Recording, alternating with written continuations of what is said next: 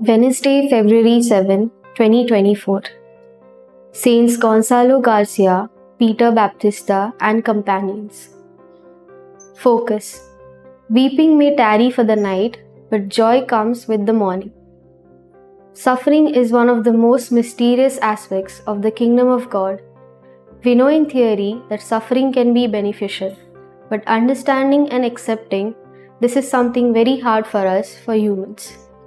Have we not heard of so many saints who embraced suffering in their lives, and others who patiently endured it in the sure hope that all would be well in the end? Saint Paul lists out the many types of suffering he experienced.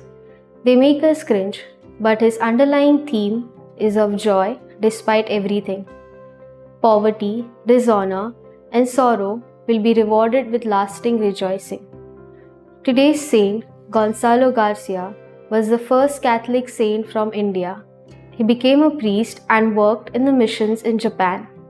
He and his companions were martyred there for the faith. These days, there are dark clouds over religious freedom in parts of our country, leading many Christians to fear persecution. However, the Lord tells us not to worry about what to say or about what might happen, as He has promised to be with us always. Much like a pregnant woman who dreads her time of delivery, we can be sure that the joy to follow will far outweigh any temporary suffering that we might have to endure. Fruit.